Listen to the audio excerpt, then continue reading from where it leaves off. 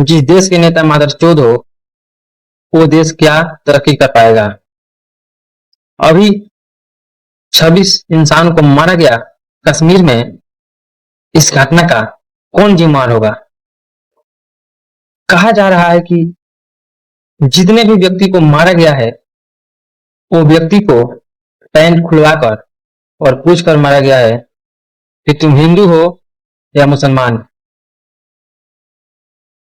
इस देश में धर्म पर इतना राजनीतिक हो चुकी है कि आने वाला कल बहुत ही कठिन समय में फंस जाएगा और फिर देश गुलाम हो जाएगा। दूसरे पार्टी से कहा जा रहा है कि सरकार किसकी है। इस देश में दो ही पार्टी बड़ा पार्टी है, पहला कांग्रेस, दूसरा का बीजेपी, और दो ही पार्टी में लड़ाई होती है।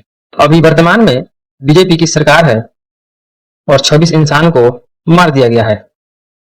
इन 26 व्यक्ति को बताया जा रहा है कि पैंट खुलवाकर और धर्म पूछकर मारा गया है। हिंदुओं एक हो जाओ। कहीं कहीं पे इसका रैली भी निकल चुकी है, धरना पर भी लोग बैठ चुके हैं। वहीं दूसरे पार्टी का कहना है कि सरकार किसकी है। सरकार तो अभी की है। उनका कहना भी सही है, कांग्रेस पार्टी का सवाल भी सही है, लेकिन उन लोगों से जरा ये बात पूछिएगा कि क्या तुम लोगों की सरकार में हिंदुस्तानी पर हमला हुआ था कि नहीं हुआ था। अगर हुआ था तो तुम्हारे इस सवाल का गलत जवाब हुआ, ताकि तुमको ये कहना चाहिए कि इस घटना का जांच हो और पता लगाइए कि कैसे वो लोग घुस गया। लोग जिस राज्य में 6 व्यक्ति पर एक पुलिस वाला हो, उस राज्य में यह हाल है, तो हमारे बिहार में तो 100 व्यक्ति पर एक पुलिस वाला है, तो हम लोगों को क्या हाल होगा। जरा सोच कर देखिएगा। यह देश को उस तरीके में ले जाया जा रहा है कि जहां पर फंस जाइएगा तो निकलने का कोई रास्ता नहीं हुआ। हमारा देश गुलाम होने का सबसे बड़ा कारण यही है कि हमारे देश में एकता नहीं है। लोग मिलन का कोई खेल नहीं है। कोई अपने जाति को आगे बढ़ाने में लगा है तो कोई अपने धर्म को। कहीं पे जाति पर राजनीतिक हो रही है तो कहीं पे धर्म पे। लेकिन देश में राजनीतिक ये नहीं हो रही है कि हमारे देश के करोड़ों लोग अनपढ़ है, उन लोग के बाल बच्चों को कैसे पढ़ाया जाए, कैसे खिलाया जाए, किस मकान में रखा जाए, ये बात होनी चाहिए। तो बात होती है कि हमारा धर्म आगे रहे, हमारा जाति आगे रहे। यह देश में वही व्यक्ति आगे बढ़ सकता है जिसके पास शिक्षा हो। वो शिक्षा वो शेरनी का दूध है जो जितना ही पिएगा उतना ही दहाड़ेगा।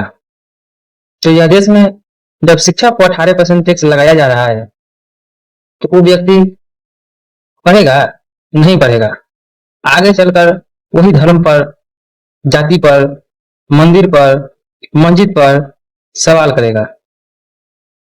आखिर क्यों? भारत देश में जितने मुसलमान हैं उन लोगों को शायद शिक्षा दे दिया जाए तो ये हाल नहीं देखनी पड़ती।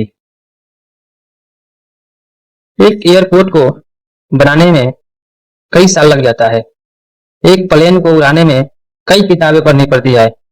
तो कौन सा किताब है जो एक किताब पढ़ा जाता है और पूरे एयरपोर्ट को उड़ा दिया जाता है?